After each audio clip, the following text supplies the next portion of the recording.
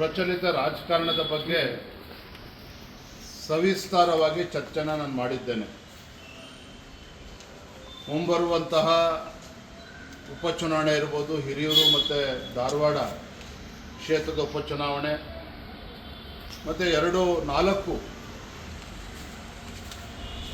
Teachers ಮತ್ತು graduate constituency ಚುನಾವಣೆಗಳು ಏನು ಬರ್ತಾ ಇದೆ, ವಿಧಾನ ಪರಿಷತ್ ಚುನಾವಣೆಗಳು, ಅದ್ರ ಬಗ್ಗೆನೂ ಕೂಡ ಚರ್ಚೆ ಮಾಡಿದ್ದೇನೆ. ಈಗಾಗಲೇ ಭಾರತೀಯ ಜನತಾ ಪಾರ್ಟಿ 3 ಕ್ಷೇತ್ರಗಳಲ್ಲಿ ನಮ್ಮ ಅಭ್ಯರ್ಥಿನೂ ಕೂಡ ಘೋಷಣೆ ಮಾಡಿದ್ದೇವೆ.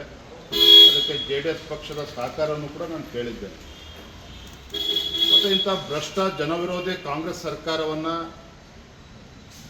ಮುಂದಿನ ದಿನಗಳಲ್ಲಿ ಕಿತ್ತು ಒಗಿಬೇಕು ಅಂತ ಹೇಳಿದ್ರೆ BJP ಮತ್ತು JDS ಮಧ್ಯೆ ಇನ್ನೂ ಹೆಚ್ಚು ಸಮನ್ವಯತೆಯಿಂದ ಕೆಲಸ ಮಾಡಬೇಕು ಅನ್ನೋ ವಿಚಾರವನ್ನು ಕೂಡ ನಾನು ಚರ್ಚೆ ಮಾಡಿದ್ದೇನೆ. ಹಾಗಾಗಿ ತತ್ಕ್ಷಣ BJP ಮತ್ತು JDSನ ಒಂದು ಕೋಆರ್ಡಿನೇಷನ್ ಕಮಿಟಿ ಅದನ್ನು ಘೋಷಣೆ ಮಾಡಬೇಕು.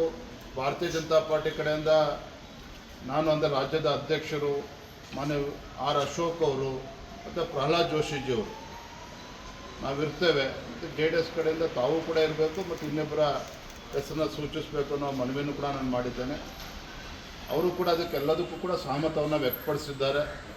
ಇಲ್ಲ ನಾವು ಒಟ್ಟಿಗೆ BJP ಮತ್ತು JDS ಏನೇ ಸಮಸ್ಯೆಗಳು ಬಂದರೂ ಕೂಡ ಇಲ್ಲಿ ಕೂತು ಚರ್ಚೆ ಮಾಡಿ ಇನ್ನೂ ಹೆಚ್ಚು ಉತ್ಸಾಹದಿಂದ ಕೆಲಸ ಮಾಡಬೇಕು. ಭ್ರಷ್ಟ ಕಾಂಗ್ರೆಸ್ ಸರ್ಕಾರವನ್ನು ಕಿತ್ತೊಗೆಯುವಂಥ ಕೆಲಸ ಮಾಡೋಣ ಅನ್ನೋ ಮಾತನ್ನು ಕೂಡ ಅವರು ತಿಳಿಸಿದ್ದಾರೆ.